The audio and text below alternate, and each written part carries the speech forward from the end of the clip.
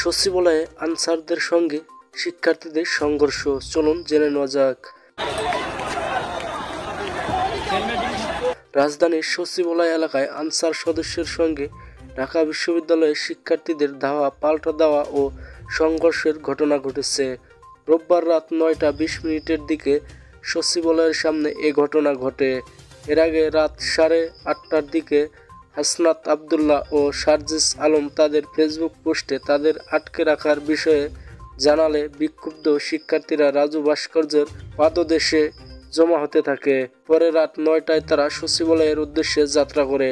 দুই সমন্বয়কের পাশাপাশি আনসার সদস্যদের আন্দোলনের কারণে অবরুদ্ধ হয়ে আসছেন সচিবালয়ে কর্মরত বিভিন্ন মন্ত্রণালয় ও বিভাগের কর্মকর্তা কর্মচারীরাও।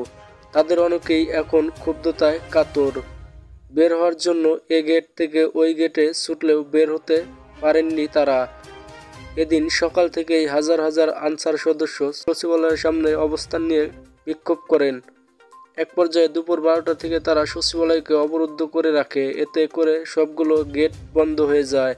বিকেল 5টায় অফিস ছুটি হলেও কর্মকর্তা কর্মচারীরা বের হতে পারেননি। পরে বিকেলে সচিবালয়ে আন্দোলনরত আনসার সদস্যের সঙ্গে বৈঠক শেষে স্বরাষ্ট্র উপদেষ্টা lieutenant general of Mohammad Jahangir Alam Chowdhury জানান, আনসারদের রেস্ট কথা বাতিলের প্রাথমিক সিদ্ধান্ত নেওয়া হয়েছে বলে জানিয়েছেন।